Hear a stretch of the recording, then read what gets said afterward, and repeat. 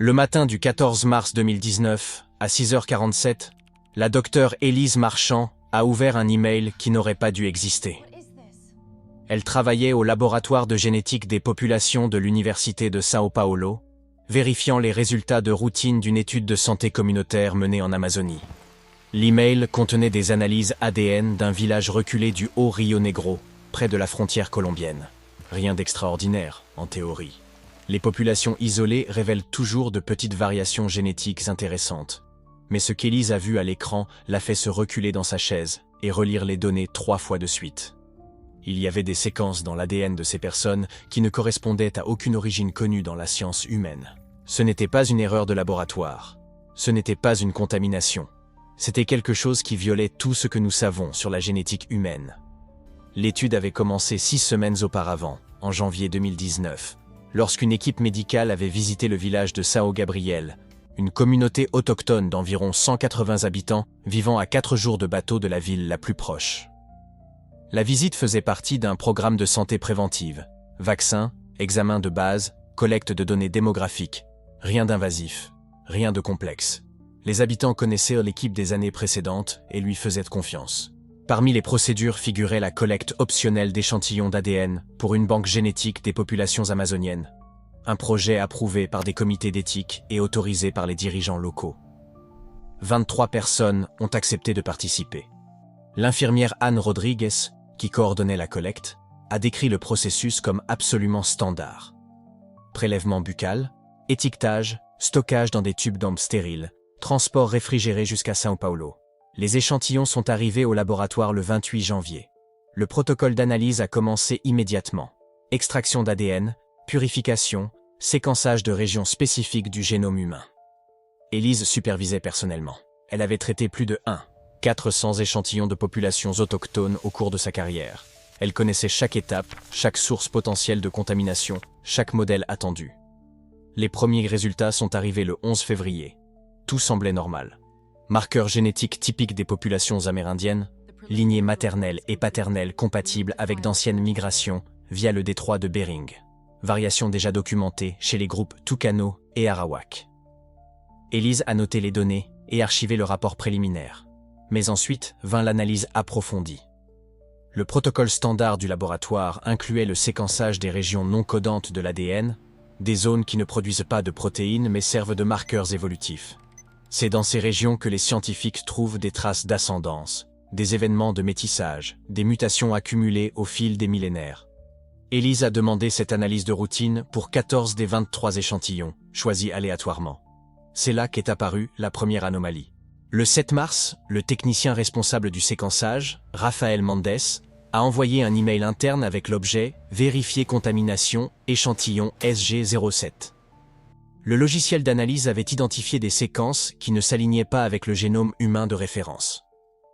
Raphaël a supposé qu'il s'agissait d'une contamination bactérienne ou fongique, ce qui est courant dans les échantillons de terrain.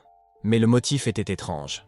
Les séquences inconnues étaient intégrées à l'ADN humain, ne flottant pas séparément comme le font habituellement les contaminants externes. Élise a demandé une nouvelle analyse. Même échantillon, nouvel équipement, protocole de vérification triple. Le résultat est revenu identique le 12 mars. Elle a alors élargi l'enquête. Elle a demandé le séquençage approfondi des 13 autres échantillons. 4 d'entre eux présentaient le même motif. Des séquences inconnues, parfaitement intégrées au génome, localisées dans des régions chromosomiques spécifiques qui sont normalement hautement conservées chez l'homme. Élise connaissait les protocoles de contamination par cœur. Elle savait que les équipements peuvent transporter des traces d'échantillons précédents s'ils ne sont pas nettoyés correctement. Elle a ordonné la stérilisation complète de tous les séquenceurs, le remplacement des réactifs, la répétition du processus dans un laboratoire partenaire à l'Unicamp. Les échantillons ont été retraités entre le 18 et le 22 mars à l'Unicamp, sous supervision indépendante. Les résultats sont arrivés le 26 mars, identiques. 5 individus d'un village reculé en Amazonie portaient des séquences d'ADN qui n'existaient dans aucune banque génétique humaine au monde. Élise a consulté GenBank, le plus grand référentiel public de séquences génétiques de la planète, avec plus de 200 millions d'enregistrements. Elle a consulté des bases de données privées d'entreprises de généalogie génétique. Elle a consulté des collègues qui étudièrent des populations isolées en Asie, en Afrique, en Océanie. Rien ne correspondait. Ce qui rendait cela encore plus perturbant était la nature des séquences. Elles ne ressemblaient donc pas à des mutations aléatoires. Le type de variation qui apparaît naturellement au fil des générations. Les mutations aléatoires sont ponctuelles, dispersées, sans motif clair. Mais ces séquences avaient une structure, des répétitions organisées, des symétries qui suggéraient une fonction, pas le hasard. Élise a convoqué une réunion le 2 avril avec 3 généticiens seniors du département.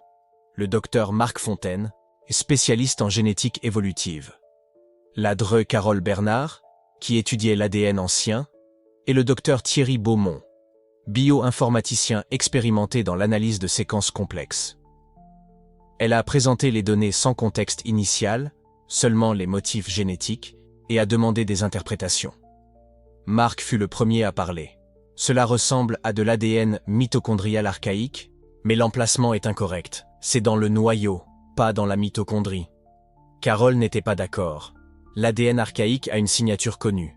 Les Néandertaliens, les Denisoviens, même les groupes africains éteints laissent des traces que nous pouvons suivre. Ceci n'a aucune signature. C'est comme si cela apparaissait de nulle part.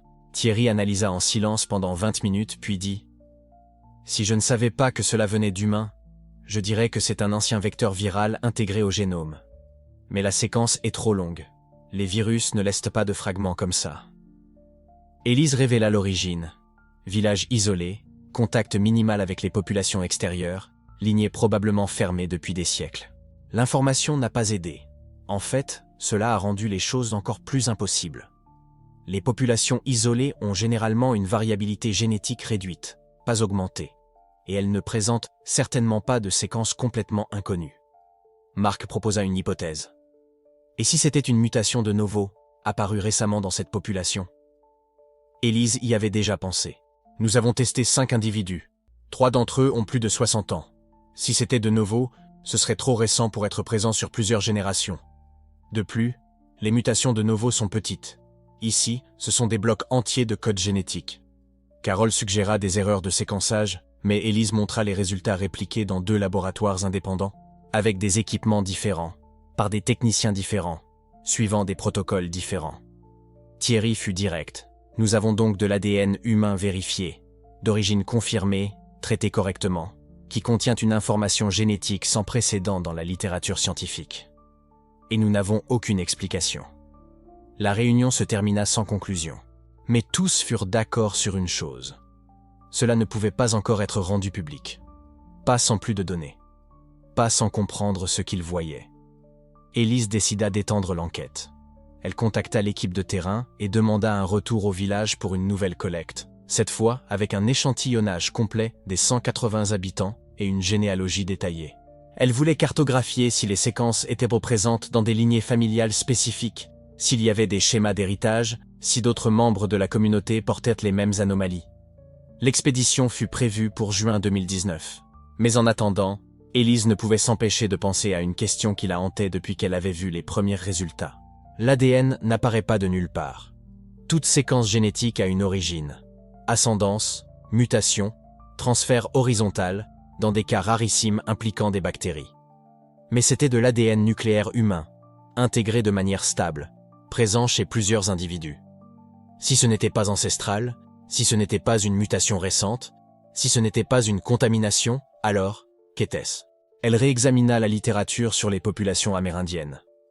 Les études génétiques les plus récentes indiquaient que les groupes indigènes d'Amazonie descendent de vagues migratoires qui ont traversé le détroit de Bering entre 15 000 et 20 000 ans auparavant. Depuis, ces populations s'étaient diversifiées, adaptées aux environnements tropicaux, et avaient développé des résistances spécifiques aux maladies locales. Mais toute cette histoire était documentée dans l'ADN. Chaque mutation avait un contexte, une origine traçable, à l'exception de ces séquences. Elena commença à envisager des possibilités qu'elle aurait normalement écartées comme une spéculation excessive. Et si cette population s'était mélangée avec un groupe humain archaïque inconnu, quelque chose d'antérieur aux Néandertaliens ou aux Denisoviens, et s'il y avait eu des lignées humaines éteintes en Amérique du Sud qui n'avaient jamais été documentées, mais cela impliquerait de réécrire l'histoire de l'évolution humaine dans les Amériques.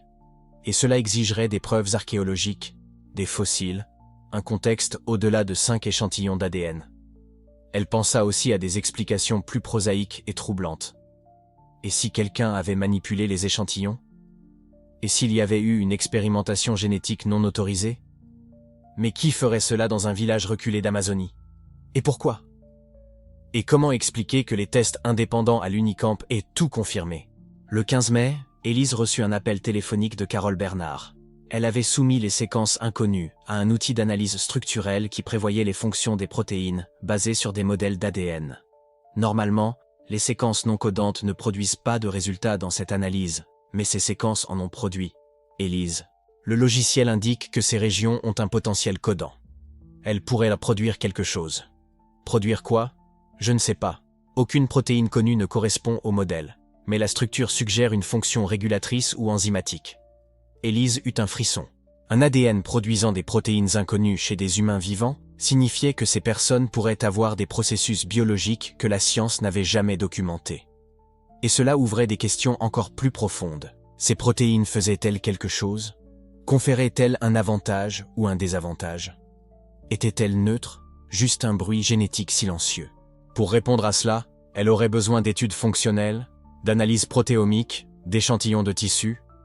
Elle devrait transformer une curiosité génétique en un projet de recherche complet. Et cela prendrait des années. Mais avant tout, elle devait confirmer une dernière chose. Élise décida de tester si les séquences étaient actives ou silencées. L'ADN peut porter des informations sans les exprimer, comme un livre sur une étagère qui n'est jamais lu. L'expression génétique dépend de marqueurs épigénétiques, des signaux chimiques qui activent ou désactivent les gènes. Si les séquences inconnues étaient méthylées ou compactées, cela signifiait qu'elles étaient inactives.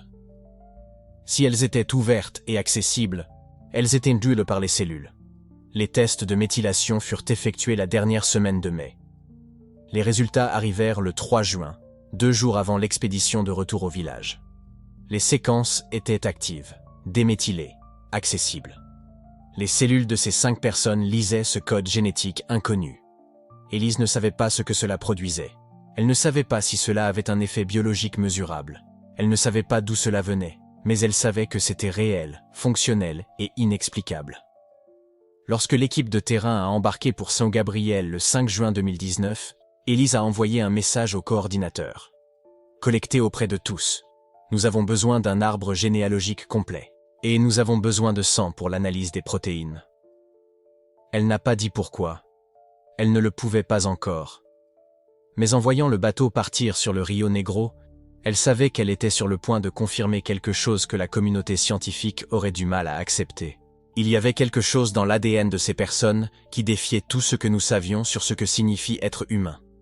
Chaque nouveau test ne faisait que confirmer la même impossibilité. Des informations génétiques fonctionnelles, sans origine, sans précédent, parfaitement intégrées au génome d'individus vivants. Et personne ne pouvait expliquer comment cela était possible. Pour comprendre pourquoi cela a profondément choqué les scientifiques, nous devons d'abord explorer ce qui rend l'ADN humain normal et pourquoi ces séquences ne devraient pas exister. Avant de comprendre l'impossibilité, nous devons comprendre la ligne de base. Ce que les scientifiques s'attendaient à trouver lorsqu'ils ont commencé à analyser l'ADN de cette tribu isolée d'Amazonie. Pour cela, nous devons d'abord comprendre comment fonctionne l'architecture génétique humaine. Et plus important encore, ce qui rend une population génétiquement normale versus génétiquement impossible. En 2019, la docteure Élise Marchetti, généticienne des populations à l'Institut Max Planck en Allemagne, a publié un article qui allait devenir une référence mondiale sur les modèles de diversité génétique. Dans cette étude, elle a établi quelque chose de fondamental. Tous les êtres humains de la planète partagent 99,9% de leur ADN. Cela semble beaucoup, et ça l'est. Mais c'est dans ce 0,1% que réside toute la différence. Ce dixième de pourcent contient toutes les variations qui font de vous, votre couleur de yeux, votre taille, votre prédisposition à certaines maladies. Tout ce qui vous rend unique est codifié dans cette minuscule fraction de votre code génétique. Mais voici le détail crucial. Même au sein de ce 0,1% de variation, il existe des schémas prévisibles, des schémas universels que les généticiens du monde entier connaissent et s'attendent à trouver. Le docteur Jean-Pierre Nakamura, du Consortium international des génomes, l'explique ainsi. Lorsque nous séquençons l'ADN de n'importe quelle population humaine, nous nous attendons à trouver des variations spécifiques, des SNP, ou polymorphismes nucléotidiques simples, des délétions, des insertions, mais toujours dans des intervalles connus. C'est comme une empreinte digitale de l'humanité. Vous pouvez avoir des détails uniques, mais le motif général est toujours reconnaissable. Toujours reconnaissable. Cette phrase allait devenir terriblement pertinente lorsque les résultats de l'ADN tribal sont arrivés. Mais avant d'en arriver là, nous devons comprendre ce que les scientifiques s'attendaient à trouver spécifiquement dans les populations indigènes d'Amazonie, car les populations isolées ont des caractéristiques génétiques particulières, prévisibles, documentées depuis des décennies. Lorsqu'une population vit isolée pendant des générations, un phénomène appelé effet fondateur se produit. C'est un concept simple mais puissant. Un petit groupe d'individus se sépare de la population plus large. Avec le temps, ce groupe se reproduit entre eux. Et certaines variations génétiques deviennent plus courantes simplement parce qu'il y avait moins de diversité génétique dans le groupe initial. C'est comme commencer un nouveau jeu de cartes, mais avec seulement la moitié des cartes. Vous verrez certaines cartes apparaître plus fréquemment simplement parce que les autres n'existent pas dans le jeu. La docteure Mari Santos, généticienne brésilienne spécialisée dans les populations autochtones de l'Université de São Paulo, a passé 23 ans à étudier les tribus amazoniennes. Elle a catalogué les modèles génétiques de 17 groupes différents. Et dans chacun d'eux, elle a trouvé exactement ce qu'elle attendait. Les populations amazoniennes isolées présentent des signatures génétiques cohérentes, a-t-elle expliqué lors d'une conférence en 2018. Nous voyons des haplogroupes mitochondriaux spécifiques, des marqueurs du chromosome I qui tracent les lignées paternelles, des variations dans les gènes liées au métabolisme de l'amidon, des adaptations au régime riche en manioc. Tout cela est attendu. Tout cela a du sens dans le cadre du modèle de migration humaine vers les Amériques. Tout cela a du sens. Le consensus scientifique sur la génétique des populations indigènes amazoniennes est solide, robuste, basé sur des milliers d'échantillons, des décennies de recherche, des centaines d'études revues par les pairs. Les généticiens savent exactement à quoi s'attendre lorsqu'ils séquencent l'ADN d'une tribu isolée d'Amazonie. Ils connaissent les mutations typiques, les adaptations locales, les marqueurs ancestraux qui relient ces populations aux vagues migratoires qui ont traversé le détroit de Bering il y a des milliers d'années. C'est une science établie, prévisible, fiable, jusqu'à ce que ça ne le soit plus. Lorsque le docteur Henri Beaumont et son équipe ont commencé à traiter les échantillons d'ADN de la tribu, ils avaient une image mentale claire de ce qu'ils trouveraient. Des variations dans les intervalles attendus, des signatures génétiques cohérentes avec d'autres populations amazoniennes. Peut-être quelques adaptations uniques dues à l'isolement extrême, mais rien en dehors des modèles établis. Le protocole d'analyse génétique est méticuleux. Premièrement, les séquences d'ADN sont extraites. Ensuite, ces séquences sont comparées aux bases de données génomiques mondiales. La GenBank du NCBI contient des milliards de séquences génétiques de toutes les populations humaines connues. C'est la bibliothèque de référence de l'humanité. Et c'est ici que tout a commencé à s'effondrer. Les premières analyses comparatives ont révélé quelque chose qui a fait penser aux techniciens qu'il y avait une erreur dans l'équipement. Les séquences ne s'alignaient pas correctement avec les schémas attendus. Ce n'était pas une question de variation dans la norme. C'était une question de séquence qui ne devrait tout simplement pas exister. Nous avons recalibré l'équipement 3 fois, a rapporté l'un des techniciens du laboratoire. Nous pensions que c'était une contamination de l'échantillon, ou une erreur de séquençage. Nous avons répété tout le processus à partir de zéro. Les mêmes résultats. Des résultats impossibles. Créons une visualisation conceptuelle de ce qu'ils ont trouvé. Imaginez 2 empreintes digitales côte à côte. À gauche, une empreinte digitale humaine standard. Vous reconnaissez immédiatement le motif. Spirale, arc, boucle. Des détails uniques, mais incontestablement humains. À droite, l'empreinte digitale de la tribu. Les spirales sont toujours là. Les arcs aussi. Mais il y a quelque chose de plus. Des motifs géométriques qui ne devraient pas exister. Des séquences qui ne correspondent à aucune référence connue. Des marqueurs génétiques qui apparaissent dans des endroits où ils n'ont jamais été observés dans aucune population humaine documentée. La docteure Elise Marchetti, lorsqu'elle a été consultée sur les données préliminaires, a dit quelque chose qui a résonné dans les couloirs de l'Institut. Cela ne correspond à aucun schéma connu. Et j'ai passé 32 ans à étudier les schémas génétiques humains. 32 ans d'expertise, des milliers de génomes analysés, et elle n'avait jamais rien vu de tel. Le docteur Jean-Pierre Nakamura a été plus direct. Si ces résultats sont corrects, et j'insiste sur le SI, alors nous sommes face à quelque chose qui défie notre compréhension fondamentale de la génétique des populations humaines. Mais voici le problème. Les résultats étaient corrects, vérifiés à plusieurs reprises, par plusieurs laboratoires indépendants, utilisant des équipements différents, des protocoles différents, des équipes différentes. Tous sont arrivés à la même conclusion impossible. Les anomalies n'étaient pas petites. Elles n'étaient pas subtiles. Dans les populations humaines normales, vous vous attendez à trouver des variations dans environ 1 millier de paires de bases d'ADN. C'est le taux de mutation normal, documenté et compris. Dans cette tribu, certaines régions du génome présentaient des variations dans un 100 paires de bases. 10 fois le taux attendu. Et ce n'étaient ni pas des variations aléatoires, c'étaient des motifs, organisés, presque comme s'ils étaient intentionnels. La docteure Santos, la généticienne brésilienne avec 23 ans d'études des tribus amazoniennes, a reçu les données un jeudi après-midi. Elle a passé tout le week-end à revoir les chiffres. Le lundi, elle a envoyé un email au docteur Almeida avec une seule ligne. « Nous devons parler. Ce n'est pas possible. Ce n'est pas possible. » Cette phrase a commencé à apparaître à plusieurs reprises dans les communications entre les généticiens qui ont examiné les données. Ce n'est pas possible. Cela n'a pas de sens. Cela défie tout ce que nous savons. Car voici la réalité. Avec la base établie, avec des décennies de recherches solides sur ce qui est attendu dans les populations amazoniennes isolées, avec un consensus scientifique robuste sur les schémas génétiques humains universels, l'ADN de cette tribu devenait exponentiellement plus impossible. Ce n'était pas seulement différent. C'était impossible selon les paradigmes acceptés de la génétique des populations. Alors, les scientifiques ont fait ce que les scientifiques font lorsqu'ils sont confrontés à l'impossible. Ils ont commencé à chercher des explications, des théories qui pourraient réconcilier ces données impossibles avec la réalité connue. La première théorie semblait prometteuse, logique, rationnelle, quelque chose qui pourrait tout expliquer et permettre à tout le monde de retrouver des nuits paisibles. Mais comme nous le verrons, cette première théorie n'a pas seulement échoué à expliquer les anomalies, elle les a rendues encore plus mystérieuses. La première théorie semblait tout résoudre. Lorsque les résultats de l'ADN ont montré ces séquences inhabituelles, l'équipe de généticiens a eu une réaction presque immédiate. Le docteur Mark Chenard, généticien des populations à l'université de Stanford, a examiné les données pendant 3 jours consécutifs avant de faire sa première déclaration publique. Et quand il a parlé, ces mots portèrent le poids de décennies d'expérience en mutations rares.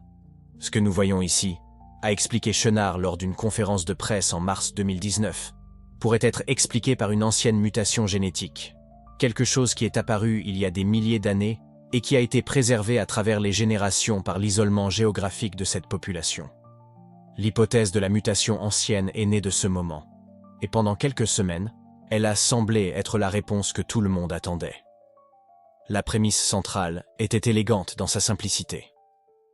À un moment donné dans un passé lointain, peut-être il y a 5 ou 6 000 ans, une mutation génétique rare aurait émergé chez un ancêtre commun. Pas n'importe quelle mutation, mais une altération spécifique des gènes liés à la longévité cellulaire et à la résistance au stress oxydatif. Le type de variation qui se produit naturellement, mais très rarement. Mais voici le détail crucial. Cette population vivait dans un isolement extrême. Des montagnes entouraient leur colonie. Des rivières infranchissables coupèrent l'accès à d'autres régions. Pendant des siècles, peut-être des millénaires, ils se sont mariés au sein du même groupe fermé. Et dans cet environnement isolé, la mutation n'a pas disparu. Elle s'est concentrée, s'est amplifiée, a été transmise de génération en génération sans être diluée par du matériel génétique externe. Chenard avait des précédents solides pour étayer cette théorie. Nous voyons cela se produire dans d'autres populations isolées, a-t-il expliqué. Les Amish, par exemple, ont une fréquence anormalement élevée de certaines maladies génétiques rares précisément à cause de l'isolement reproductif. La population juive ashkénaze présente des schémas similaires.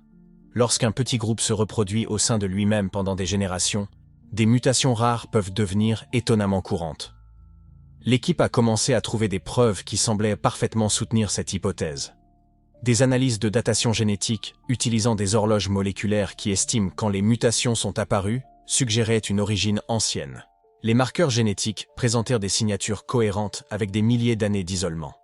C'était comme si l'ADN racontait une histoire de séparation prolongée du reste de l'humanité.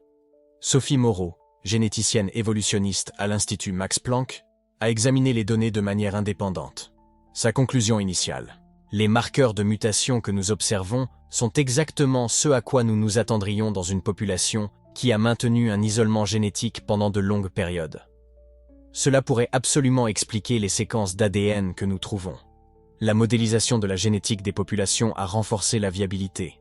Lorsque les chercheurs ont créé des simulations informatiques sur la façon dont une mutation rare se comporterait dans une population fermée sur des milliers d'années, les résultats correspondaient aux modèles observés. Une mutation apparaissant chez une seule personne, se transmettant à ses enfants, se propageant progressivement par le biais de mariage au sein du groupe, devenant finalement courante dans l'ensemble de la population. À la 24e minute de cette enquête, il semblait que nous avions enfin une explication. « Nous avons peut-être résolu ça », a déclaré Chenard lors d'une conférence de génétique en avril. La salle a éclaté en discussion animée. D'autres généticiens ont commencé à revoir les données avec un intérêt renouvelé. Des articles préliminaires ont été préparés. Un consensus initial a commencé à se former autour de l'hypothèse de la mutation ancienne. Mais la science a une manière cruelle de faire tomber les certitudes confortables. 3 semaines après la déclaration de Chen, une nouvelle analyse a révélé les premières incohérences dans la chronologie. Le docteur Jacques Kovačič, spécialiste en évolution moléculaire de l'université de Cambridge, effectuait ses propres calculs de taux de mutation lorsqu'il a remarqué quelque chose de troublant. « Les chiffres ne concordent pas », a-t-il dit dans une interview. Si cette mutation est réellement apparue il y a 5 ou 6 000 ans, comme le suggère la théorie, nous devrions voir une certaine quantité de variations dans les séquences dues à des mutations secondaires accumulées au fil du temps. Or, la variation que nous observons est incompatible avec cette chronologie. Les taux de mutation sont comme des horloges biologiques. Nous savons approximativement à quelle fréquence des changements aléatoires se produisent dans l'ADN au fil des générations. Et lorsque Kovačič a appliqué ses calculs aux données, les mathématiques ne fonctionnaient tout simplement pas. Il y avait trop de variations dans certains marqueurs et trop peu de variations dans d'autres. Comme si l'horloge avait tourné à des vitesses différentes à des moments différents. Puis vint la preuve comparative problématique. Les chercheurs ont identifié d'autres populations ayant vécu dans un isolement similaire pendant des périodes similaires. Des communautés sur des îles isolées du Pacifique. Des groupes dans les hautes montagnes des Andes. Des tribus dans des régions inaccessibles de Papouasie-Nouvelle-Guinée. Toutes ont connu des siècles d'isolement reproductif. Et voici le problème. Aucune de ces populations comparables n'a développé de mutations similaires. Si l'isolement seul suffisait à expliquer ce que nous voyons, a expliqué le docteur Moreau, sa confiance initiale clairement ébranlée, nous nous attendrions à trouver des schémas analogues dans d'autres populations isolées. Mais nous n'en avons pas trouvé. Ces gens ont vécu dans des conditions comparables pendant des durées comparables, et leur génome ne montre rien qui ressemble de près ou de loin à ce que nous observons ici. Le débat scientifique a commencé à s'intensifier. Chenard a maintenu sa position. L'hypothèse de la mutation ancienne est toujours viable, a-t-il insisté. Peut-être devrons-nous modifier certains paramètres. Peut-être que la mutation originale était plus complexe que nous ne le pensions initialement. Mais les fondements restent solides. Kovačič a catégoriquement exprimé son désaccord. Les contradictions sont trop significatives pour être ignorées. Nous ne parlons pas de petites déviations dans les données. Nous parlons d'incohérences fondamentales qui minent la théorie centrale. Nous devons considérer que cette explication est peut-être simplement fausse. Moreau était partagé. Certains éléments de la théorie ont encore du sens, a-t-elle admis. L'isolement a certainement joué un rôle. Mais ce n'est clairement pas toute l'histoire. Il se passe quelque chose d'autre ici. Les équipes de recherche ont commencé à se fragmenter en différents camps. Certains généticiens ont continué à affiner l'hypothèse de la mutation ancienne, essayant d'ajuster les modèles pour s'adapter aux preuves contradictoires. D'autres ont commencé à chercher des explications alternatives complètement différentes. Des conférences qui avaient auparavant des discussions posées se sont transformées en débats houleux. Lors d'un symposium à Boston, Chenard et Kovačič ont échangé des arguments pendant 40 minutes ininterrompus. Aucun ne cédant de terrain. La communauté scientifique observait, divisée. Et plus les chercheurs investiguaient profondément, plus des questions émergent. Pourquoi la variation génétique ne suivait-elle pas les schémas attendus de mutation au fil du temps? Comment une mutation si spécifique pourrait-elle apparaître spontanément sans précédent dans des populations similaires? Si l'isolement était le facteur clé, pourquoi d'autres communautés isolées ne montraient-elles pas de phénomènes comparables? La théorie qui semblait si prometteuse en avril a commencé à paraître de plus en plus incomplète en mai. Pas nécessairement fausse, mais clairement insuffisante pour expliquer la totalité des données. Dr Eva Violette, biologiste moléculaire qui était restée silencieuse pendant les premières semaines du débat, a finalement partagé son évaluation. Ce que nous avons ici, a-t-elle dit, est une théorie qui explique certains aspects des données, mais échoue à en expliquer d'autres, tout aussi importants. En science, nous appelons cela un modèle incomplet. Et quand nous avons un modèle incomplet, nous devons être ouverts à des possibilités que nous n'avions peut-être pas envisagées initialement. À la 27e minute, la certitude s'était complètement évaporée. L'hypothèse de la mutation ancienne soulevait autant de questions qu'elle apportait de réponses. Elle montrait que l'isolement était important, que la génétique révélait quelque chose d'inhabituel, mais elle ne parvenait pas à fournir une image complète. Et c'est exactement à ce moment d'incertitude croissante qu'une seconde équipe, travaillant de manière complètement indépendante, a proposé une explication radicalement différente. Le docteur Robert Chauvet, épidémiologiste à l'école de santé publique Johns Hopkins, analysait le même phénomène sous un angle totalement différent. Tandis que Chen et son équipe se concentraient sur la génétique évolutive, Chauvet investiguait les facteurs environnementaux et les expositions. Et ce qu'il a découvert a préparé le terrain pour une théorie qui allait complètement remettre en question les suppositions fondamentales sur ce qui causait ces caractéristiques inhabituelles. Peut-être, a suggéré Chauvet dans une publication qui a rapidement attiré l'attention, ne sommes-nous pas du tout face à une mutation ancienne? Peut-être sommes-nous face à quelque chose qui s'est produit beaucoup plus récemment, quelque chose d'environnemental, quelque chose qui a fondamentalement changé la biologie de cette population en une seule génération. La salle de conférence est restée silencieuse lorsqu'il a présenté ces données préliminaires. Une seconde théorie était sur le point d'émerger, et cette théorie allait mener l'enquête dans une direction que personne n'avait anticipée. Pendant que les généticiens débattaient des mutations, les archéologues proposaient quelque chose de complètement différent. La docteure Héloïse Cardwell, archéologue spécialisée dans les migrations humaines antiques à l'université de São Paulo, révisait les données pour la 10e fois cette semaine-là. Ce qu'elle voyait n'avait aucun sens selon les modèles conventionnels. Les artefacts trouvés près du village de la tribu avaient des datations qui ne correspondaient à aucune vague migratoire connue pour les Amériques. Et il y avait quelque chose de plus troublant. Les motifs culturels gravés sur des fragments de céramique et des outils de pierre ne correspondaient à aucune culture documentée dans la région. « Nous ne sommes pas face à une mutation génétique », a-t-elle déclaré lors d'une conférence scientifique en mars 2019. « Nous sommes face à une population qui est arrivée ici plus tôt que nous ne le pensions possible, et qui a ensuite disparu de tous les registres. L'hypothèse était audacieuse, une migration humaine perdue, non documentée, qui serait arrivée aux Amériques des milliers d'années avant les vagues migratoires reconnues par les modèles scientifiques actuels. Cette tribu isolée ne serait pas porteuse d'une mutation récente, elle serait la descendante directe de cette population ancestrale oubliée. Et les anomalies génétiques qui intriguaient tant les scientifiques? Rien de plus que la signature biologique de cette lignée perdue, préservée par l'isolement extrême au cours des siècles. La théorie a gagné en force lorsque de nouvelles fouilles archéologiques dans la région ont révélé des preuves surprenantes. En juillet 2019, une équipe internationale coordonnée par la Dr Cardwell a découvert des fragments d'outils enfouis dans des couches géologiques datées au carbone 14 entre 12 000 et 15 000 ans. Le problème? Selon tous les modèles de migration acceptés, il ne devrait pas y avoir de présence humaine aussi ancienne dans cette zone spécifique de l'Amazonie. Quand j'ai vu les premiers résultats de la datation, j'ai pensé qu'il y avait une erreur, a admis le Dr Jérôme Perron, géologue à l'université de Cambridge impliqué dans le projet. Nous avons refait les tests 3 fois. Les résultats sont restés cohérents. Nous avions des preuves d'occupation humaine 1000 ans avant ce que les modèles prévoyaient pour cette région. Mais ce n'était pas seulement les dates qui causaient la perplexité. Les marqueurs culturels présents sur les artefacts présentèrent des caractéristiques uniques, différentes de toute culture connue dans la région. Il y avait des motifs géométriques gravés sur des fragments de céramique qui ne correspondaient pas aux traditions artistiques des cultures indigènes documentées. Les outils de pierre présentèrent des techniques de taille qui rappelèrent des méthodes utilisées dans des régions complètement différentes du continent, séparées par des milliers de kilomètres. Cela suggère une origine culturelle distincte, a expliqué la Dr Cardwell. Nous ne voyons pas l'évolution locale d'une technique. Nous voyons quelque chose qui a été apporté d'ailleurs, par des personnes qui sont arrivées ici et se sont ensuite complètement isolées. L'équipe archéologique a commencé à reconstituer une possible route migratoire.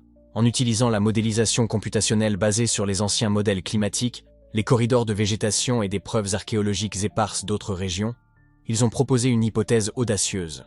Une petite population aurait migré d'Asie vers les Amériques en utilisant une route encore non cartographiée par les historiens, arrivant dans la région amazonienne il y a entre 12 000 et 15 000 ans. Cette population se serait établie dans des zones reculées, restant isolée tandis que d'autres vagues migratoires peuplèrent le continent. Ce que nous proposons, c'est qu'il y a eu une migration fantôme, a déclaré la Dr Cardwell lors d'une présentation en septembre 2019. Une population qui est arrivée, s'est établie, et a ensuite été complètement oubliée par l'histoire. La tribu que nous étudions aujourd'hui serait le dernier vestige vivant de cette lignée perdue. La modélisation génétique étayait cette théorie de manière intrigante.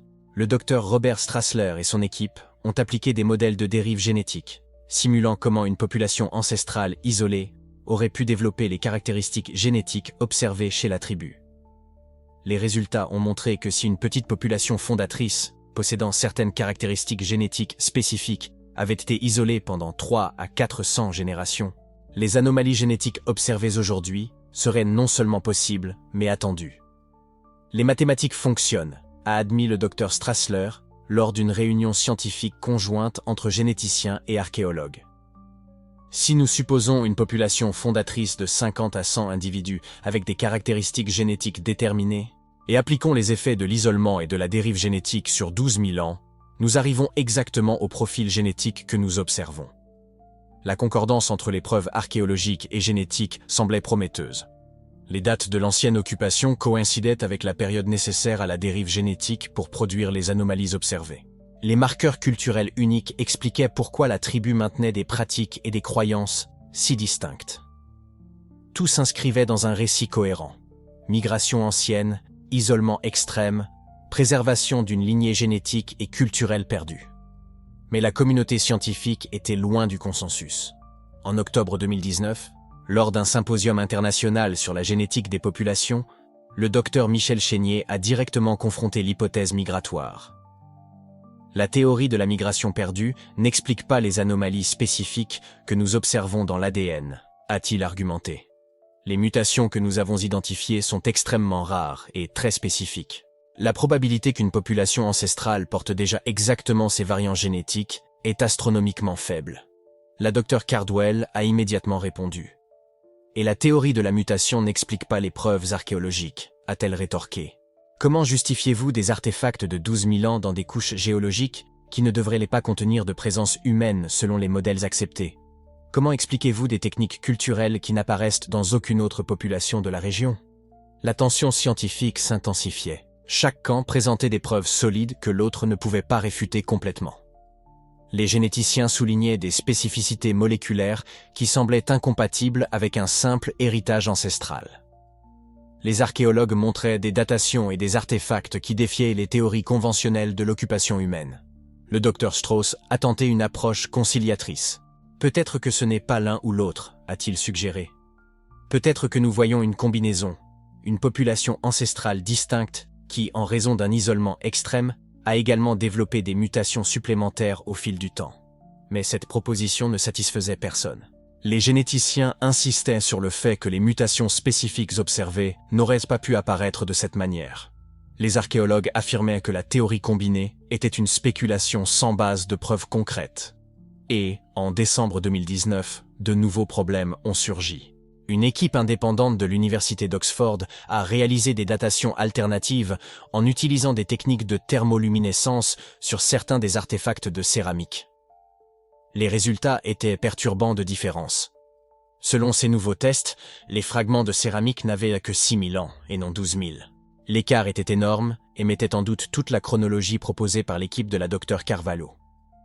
Les datations au carbone 14 et par thermoluminescence sont en conflit direct, a expliqué le docteur Thierry Leclerc, spécialiste des méthodes de datation d'Oxford. Cela suggère qu'il y a soit une contamination des échantillons, soit que nos hypothèses sur les conditions géologiques locales sont erronées. Dans tous les cas, nous ne pouvons pas nous fier pleinement à aucune des deux chronologies. La situation s'est aggravée lorsque des analyses alternatives des outils en pierre ont suggéré une autre interprétation. Le docteur Claude Mercier, archéologue spécialisé dans les anciens réseaux commerciaux, a proposé que les artefacts uniques trouvés près du village de la tribu n'étaient pas la preuve d'une migration perdue, mais plutôt d'un commerce ancien. Les populations indigènes entretenaient des réseaux commerciaux étendus, a-t-il argumenté. Ces artefacts aux techniques distinctes peuvent avoir été importés via des routes d'échange, et non apportés par des migrants directs.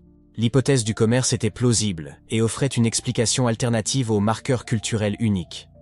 Mais elle éliminait également le fondement de la théorie migratoire. Si les artefacts ne représentaient pas une population distincte vivant dans la région, alors tout le récit de la migration perdue s'effondrait. Le docteur Chénier a saisi l'occasion.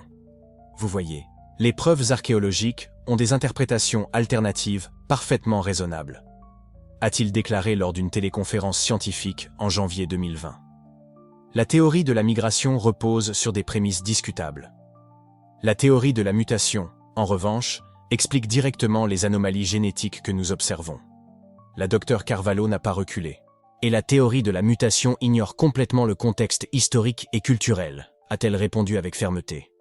Vous traitez cette tribu comme une expérience de laboratoire isolée, en ignorant complètement l'archéologie, l'histoire et l'anthropologie. La génétique n'existe pas dans le vide. Le débat académique s'est intensifié au cours des mois suivants. De nouvelles équipes de recherche sont entrées dans le débat, chacune apportant des données qui soutenaient un côté ou l'autre. Une équipe de l'Université de Toronto a publié des modèles génétiques qui favorisaient l'hypothèse mutationnelle.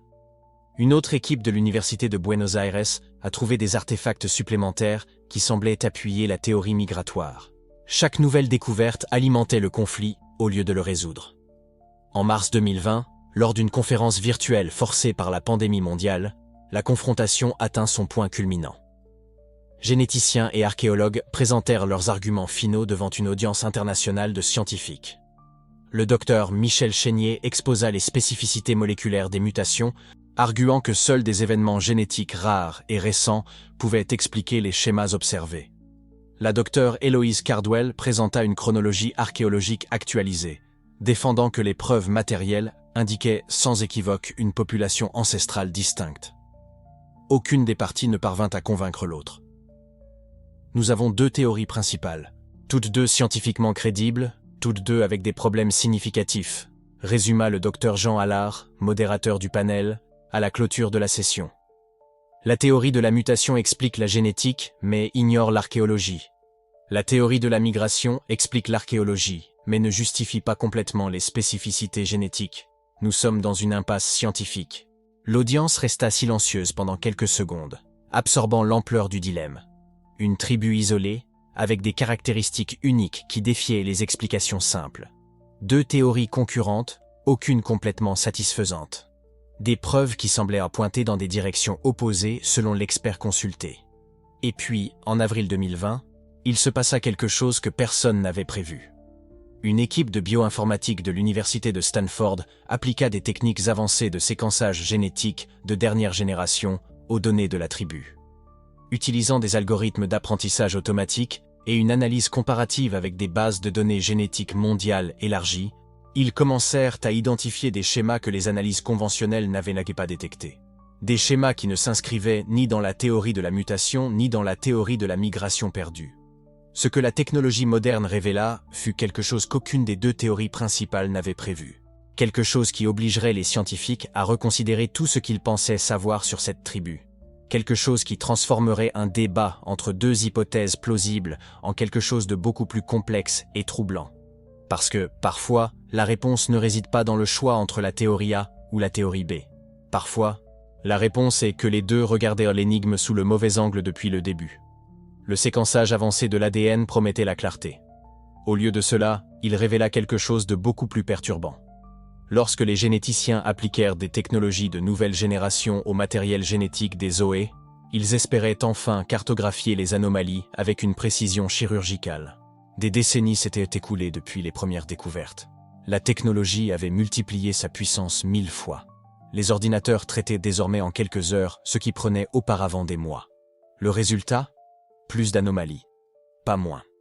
L'équipe de séquençage identifia des schémas supplémentaires dans les régions de l'ADN non codants. Ces zones qui ne produisent pas directement de protéines, mais régulent des processus génétiques fondamentaux. Et ces régions montraient des variations qu'aucun des modèles précédents ne pouvait prévoir. C'est plus complexe que nous le pensions, admit la Dre Helen Cardwell, chef de l'analyse génomique. Sa voix portait le poids de la frustration scientifique. Chaque couche que nous retirons révèle une autre couche en dessous. Les anomalies n'étaient mais pas simples, elles n'étaient pas ponctuelles. Elles ne suivaient pas le modèle attendu de mutation aléatoire, ni la signature claire de migration ancestrale. Elles étaient systématiques, distribuées et apparemment coordonnées de manière que la génétique des populations conventionnelles ne pouvait expliquer. C'est dans ce contexte de perplexité croissante qu'apparut une troisième théorie. Une hypothèse qui changeait complètement l'axe de l'investigation. La théorie de l'adaptation environnementale proposait quelque chose de radical. Les anomalies génétiques des Zoé n'étaient pas des vestiges du passé, mais des réponses au présent.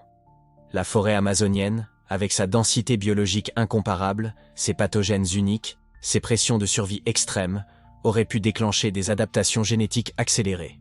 Évolution rapide. Non pas en millions d'années, mais en générations.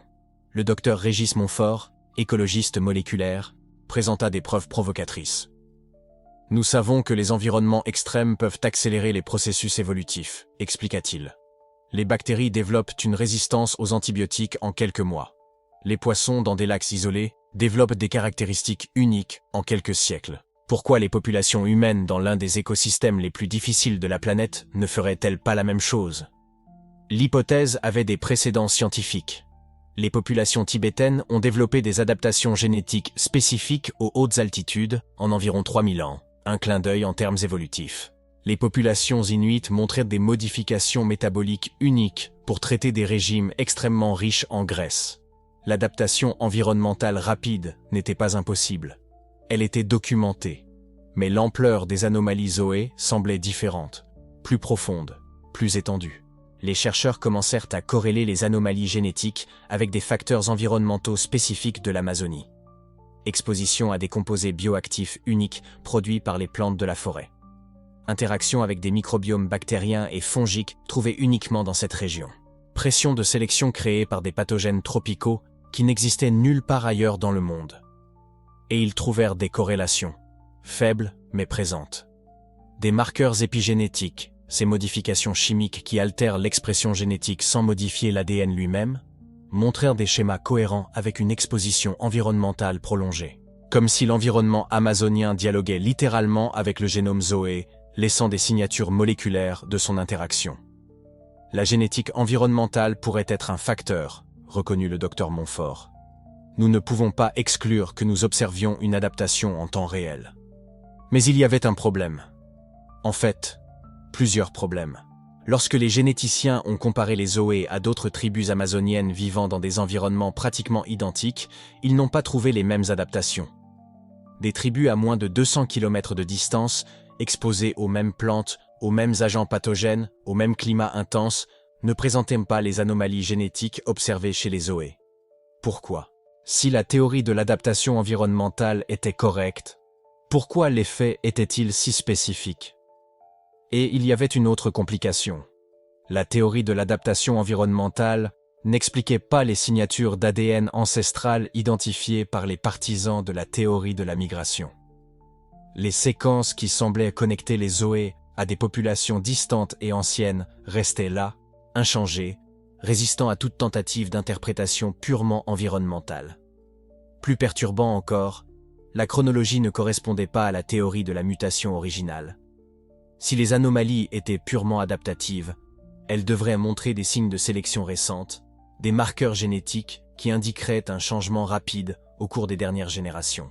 Mais de nombreuses variations présentèrent des caractéristiques d'ancienneté, comme si elles étaient présentes depuis bien plus longtemps que ce que l'adaptation environnementale ne pouvait justifier. 3 théories principales. Toutes avec des preuves solides. Aucune suffisante. Chaque réponse révèle de nouvelles questions, a confessé la Dre Cardwell lors d'une conférence internationale sur la génétique des populations. Au départ, nous pensions avoir un puzzle de 100 pièces. Maintenant, nous savons qu'il y en a 1000. Et certaines d'entre elles semblent appartenir à des puzzles différents. la communauté scientifique a commencé à se diviser. Non pas en camps opposés, mais en groupes qui mettaient l'accent sur différents aspects d'un même mystère impossible. Un tiers des chercheurs soutenaient que la réponse se trouvait dans la mutation génétique, que nous n'avions pas encore identifié le mécanisme exact, mais qu'il existait, caché dans une couche encore non cartographiée du génome.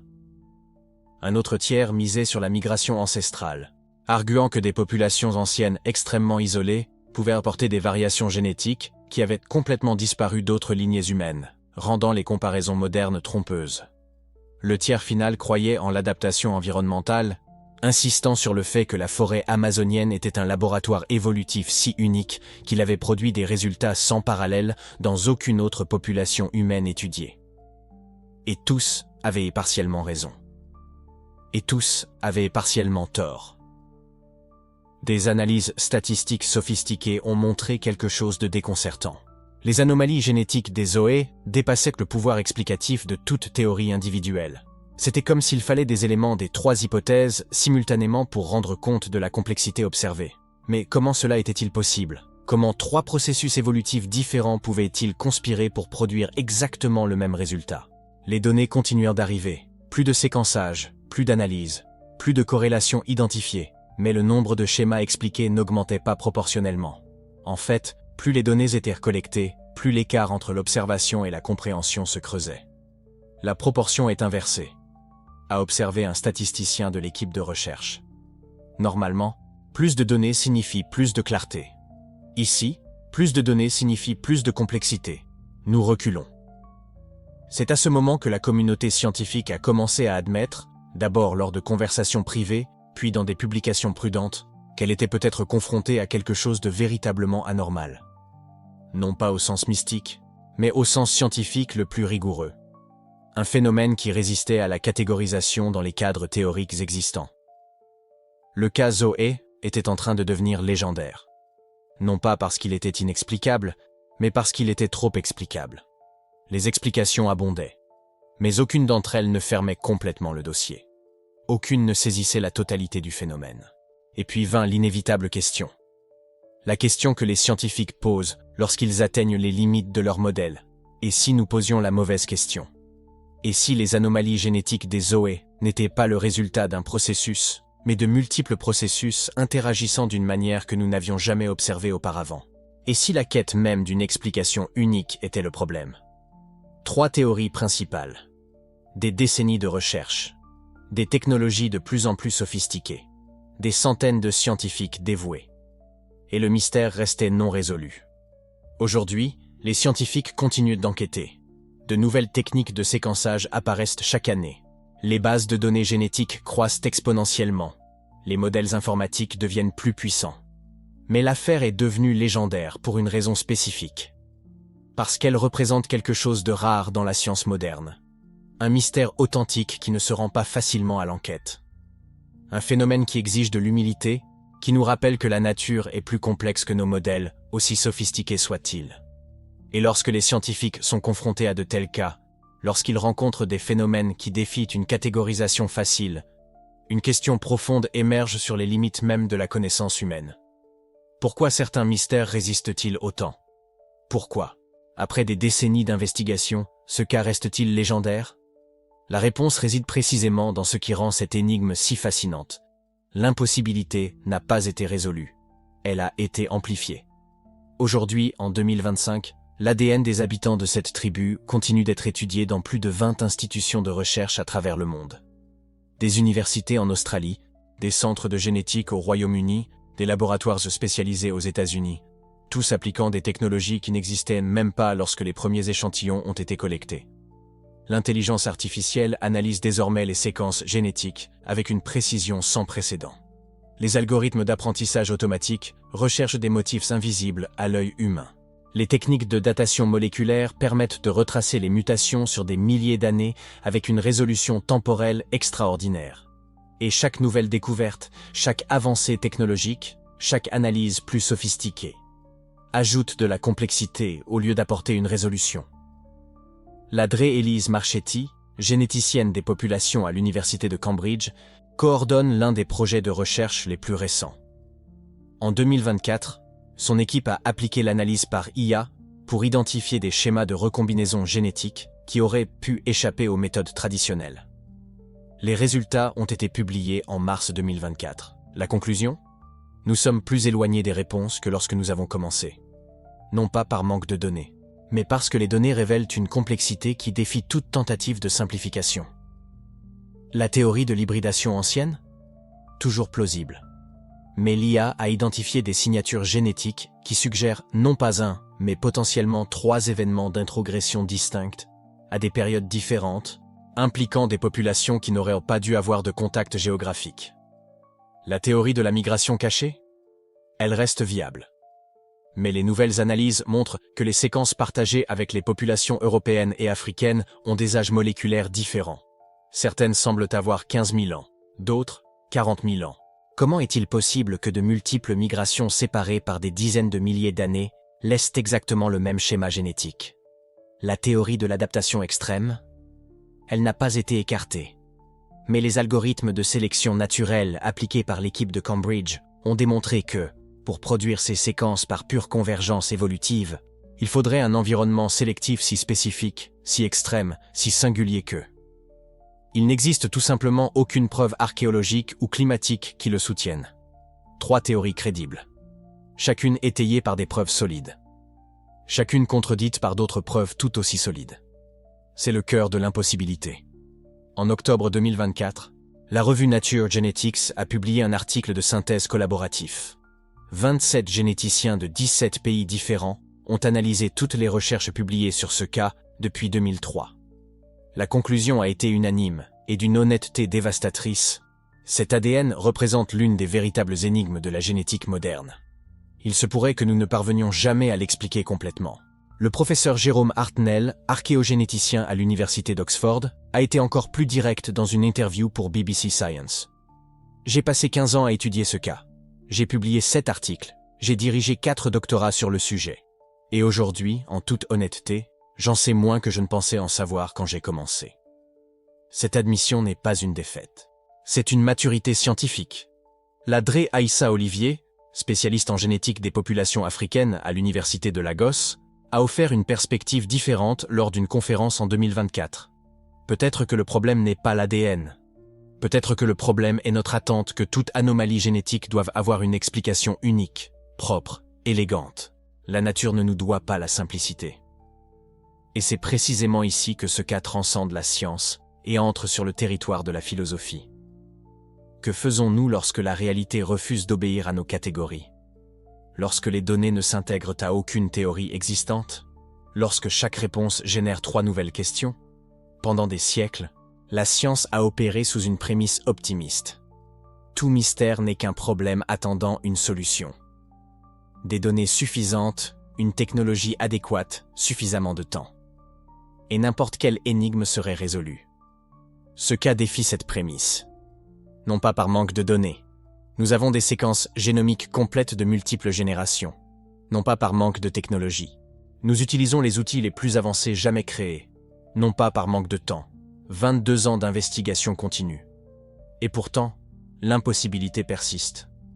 Peut-être que certains mystères résistent indéfiniment à l'explication. Non pas parce qu'ils sont surnaturels ou mystiques, mais parce que la réalité est plus complexe que nos catégories conceptuelles ne nous permettent de le saisir. Le physicien théoricien Carlo Rovelli a écrit « La science n'est pas la quête de certitude. C'est l'art de naviguer les incertitudes avec honnêteté intellectuelle. » Cet ADN anomale est un exemple parfait de cette navigation.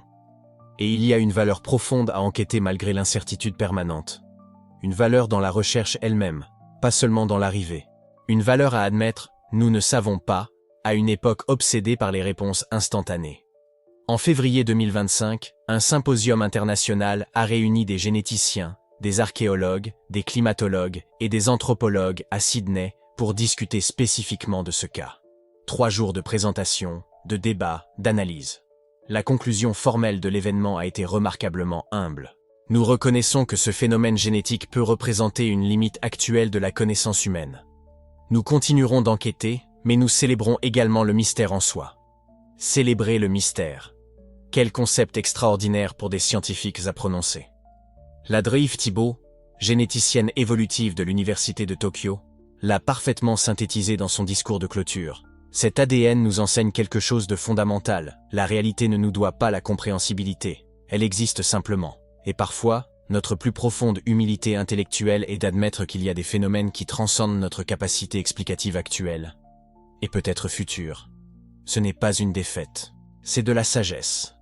C'est reconnaître que la curiosité humaine peut rencontrer une impossibilité authentique. Et que cette impossibilité ne diminue pas la valeur de l'investigation.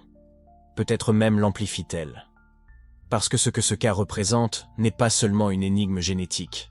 C'est un rappel que la nature conserve encore des phénomènes inexpliqués. C'est la preuve que, même à l'ère de l'information totale, du séquençage génomique complet, de l'intelligence artificielle, analysant des trillions de points de données, il y a encore des choses qui nous échappent. Et il y a quelque chose de profondément réconfortant là-dedans. Il y a une fascination durable pour l'inconnu. Il y a de la beauté dans la question sans réponse. Il y a de la dignité à admettre que nous ne savons pas. Alors, où cela nous mène-t-il? Nous avons commencé ce voyage par une découverte impossible. Un ADN humain qui n'aurait pas dû exister à cet endroit, à ce moment, dans ce contexte. Un ADN qui défiait tout ce que nous savions sur la migration humaine, l'isolement des populations, l'évolution adaptative. Nous avons exploré 3 théories principales, chacune crédible, chacune étayée par des experts renommés, chacune avec des preuves convaincantes, et des contradictions tout aussi convaincantes. Nous avons entendu les voix de généticiens, d'archéologues, de scientifiques de l'environnement, tous parvenant à la même conclusion honnête. C'est l'une des véritables énigmes de la science moderne. Et maintenant, à la fin de cette exploration, nous arrivons exactement là où nous avons commencé, à l'impossibilité. Mais maintenant, nous célébrons cette impossibilité. Parce que nous comprenons pourquoi elle résiste à l'explication. Non pas par l'échec de la science, mais par la complexité génuine de la réalité. Non pas par manque d'effort, mais par la rencontre d'un phénomène qui transcende nos catégories actuelles. Vous venez d'explorer l'un des mystères les plus fascinants de la génétique humaine. Un cas qui défie le consensus, résiste à l'explication et continue de provoquer des débats parmi les plus grands experts du monde. La satisfaction cognitive ne vient pas d'une réponse finale. Elle vient de la compréhension de pourquoi il n'y a pas de réponse finale. De la compréhension des contours de l'impossibilité elle-même. Et d'apprécier que, dans un monde où tout semble explicable, où la science résout des mystères quotidiennement, où les algorithmes prédisent les comportements et l'IA décode des schémas invisibles, il existe encore de véritables énigmes. L'ADN de cette tribu continue de perturber la réalité, défiant nos meilleures explications, résistant à la catégorisation. 22 ans d'investigation intense, des millions de dollars en recherche, des dizaines d'articles publiés, des centaines de scientifiques dédiés. Et la conclusion honnête est, peut-être ne saurons-nous jamais complètement. Peut-être certains mystères sont-ils destinés à rester sans solution. Non pas parce que la science échoue, mais parce que la réalité est plus riche, plus complexe, plus surprenante que nos théories ne peuvent le capturer. Et peut-être est-ce exactement ce qui les rend si fascinants. Parce qu'au final, ce n'est pas la réponse qui nous transforme, c'est la question. Ce n'est pas la certitude qui nous inspire, c'est l'émerveillement face à l'incompréhensible. Cet ADN glitch la réalité, et continuera de glitch, et il y a une beauté profonde là-dedans. Si ce mystère vous a fasciné autant qu'il fascine les scientifiques du monde entier, il existe d'autres cas tout aussi intrigants qui attendent d'être explorés. Des anomalies génétiques qui défient toute explication. Des découvertes archéologiques qui réécrivent l'histoire. Des phénomènes qui nous rappellent que la réalité garde encore des secrets. Quelle théorie avez-vous trouvé la plus convaincante? L'hybridation ancienne avec des populations éteintes? La migration cachée via des routes inconnues? Ou l'adaptation extrême par convergence évolutive impossible? Laissez votre avis dans les commentaires, les scientifiques continuent de débattre. Pourquoi pas vous? Et si vous appréciez les mystères qui célèbrent l'honnêteté intellectuelle, qui embrassent l'incertitude, qui nous enseignent l'humilité face à la complexité de la nature, abonnez-vous à la chaîne, parce qu'il y a beaucoup plus d'impossibilités à explorer. Certains mystères n'ont pas besoin de solutions. Ils ont besoin de témoins. Des personnes prêtes à affronter l'inconnu et à dire « je ne sais pas ». Et c'est très bien. Parce qu'au final, la plus grande réussite de la science n'est pas d'avoir toutes les réponses. C'est d'avoir le courage de poser les questions qui n'ont pas de réponse. Et de continuer à les poser malgré tout.